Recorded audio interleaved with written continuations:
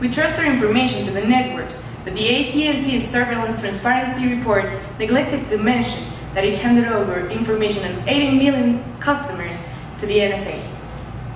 Espionage is a phenomenon that has been present throughout history all around the world. The importance of espionage in military affairs has been recognized since the beginning of recorded history. The Egyptian hieroglyphs revealed the presence of court spies. Early Egyptian pharaohs employed agents of espionage to ferret out disloyal subjects and to locate tribes that could be conquered and enslaved. From the year 1000 BC onwards, Egyptian espionage operations focused on foreign intelligence about the political and military strengths of its rivals Greece and Rome. The use of written messages necessitated the development of codes, discrete writing, and trick inks. In the era of democratic Greek city-states, espionage was chiefly employed as a political tool. Agents of espionage spied on rival city-states, providing rulers with information on military strength and defenses. In the Middle East and later Byzantium, the large government bureaucracy established one of the earliest civilian intelligence agencies. Civilian agents of espionage culled information about foreign military and economic purposes for traders, merchants, sailors, and other businessmen. In the Middle Ages, the birth of large nation-states such as France and England facilitated the need of intelligence in a diplomatic setting. Systems of couriers, translators, and royal messengers carried diplomatic messages between monarchs or feudal lords. With the growth of the modern national state system, espionage became a fundamental part of the government in most countries. Joseph Fouché is credited with developing the first modern political espionage system, and Frederick II of Prussia is regarded as the founder of modern military espionage. By World War I, the great powers, except the US, had elaborate civilian espionage systems, and all national military establishments had intelligence units. By the Second World War, even though technologies and new espionage strategies have increased, the principal spies of the Second World War were women. They were close to politicians and important leaders, so they could obtain information for their countries and allies. Espionage took place during the Cold War between the US and the former USSR. In the 1947 in the US, National Security Act created the Central Intelligence Agency to coordinate intelligence and the National Security Agency for research, codes, and electronic communication on its allies and enemies. This takes us down to the 21st century, where we see espionage not only in governments, but in civilians who use technology every day. They are being spied on every second of their lives, every movement, every breath, every text. Leaders in the NSA affirm that they are using spying methods as a security measure, but how much are these measures really helping? Here we have our expert in espionage statistics, Harumi Trujillo. Harumi, tell us what you know. Thank you, Mariana. According to the NSA, they have stopped 54 terrorist attacks, but the White House panel says that they haven't stopped any. But the FBI affirmed that they have only stopped one criminal. So what exactly is the NSA doing? Well, if you use Facebook, Google, Yahoo, Dropbox, etc., or you own an iPhone, Android, or BlackBerry, they're probably spying on you right now. NSA workers spy on Congress members, world leaders, and even the NSA workers spy on their lovers. A very resounding case is that of Edward Snowden, a young ex-worker for the NSA. Thank you, Mariana. We got in touch with Edward Snowden, and he has agreed to have a video chat with us, so he's here now. Good night, Edward. How's Russia? Yeah, hello. It's really cold. But I'm fine, I will survive, I have no money, but still, I have done my duty.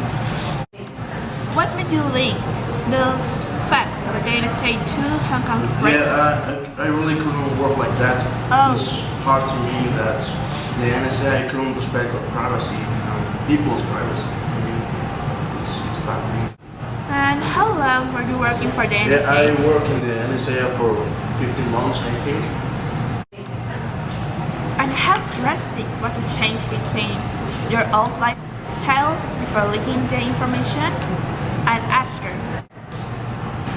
Yeah, it was a harsh change because, I was in the beach, a place, and then I'm in the coldest place on earth. Don't come here, please. Also, yeah, but it was the right thing to do,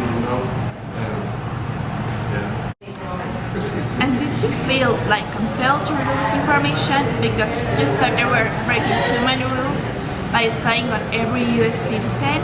I don't feel guilty about this because it's the right thing to do to reveal all of these things. Thank you, Edward, and good luck. We may think that espionage is not a part of our lives, but that's not true because it's all around us. The eyes of America are upon us.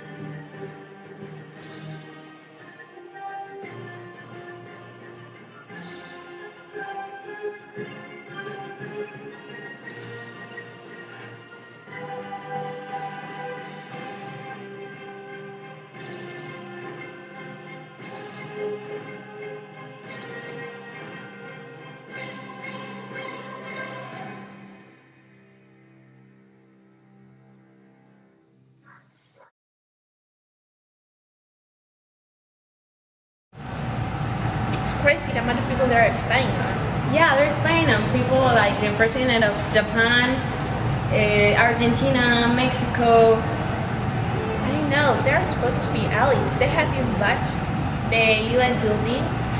Yeah, and they're spying on every citizen in the world, like French, Spain, China, everyone who has contact with Israel. Yeah, I mean, what's the deal about it? Yeah, and they're spending a lot of money that can be used in healthcare, education, and other things. Yeah, the new headquarters in youth are going to use a lot of power. Also, in the actual headquarters in Maine, they have changed the building to look like Star Trek ship. It's kind of, it doesn't make sense. And the saddest thing is that they taking all that money from the taxes of the citizens. Yeah. It's awful.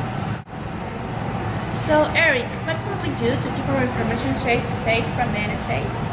You know, you can start being smart, you know? If you upload something you don't want to be seen by anybody, don't upload it to Facebook where everybody in the world sees it, you know? It's common sense, people. Come on. So what happens with Dropbox or Apple Store? No, it's basically the same because you upload something and once it's in the web, you lose control over it. For example, you have to upload something. Think before you do it. So that's all for today. Thank you everyone for being here. Thank you Random Citizen for watching this, and special thanks to NSA for spying on this reportage.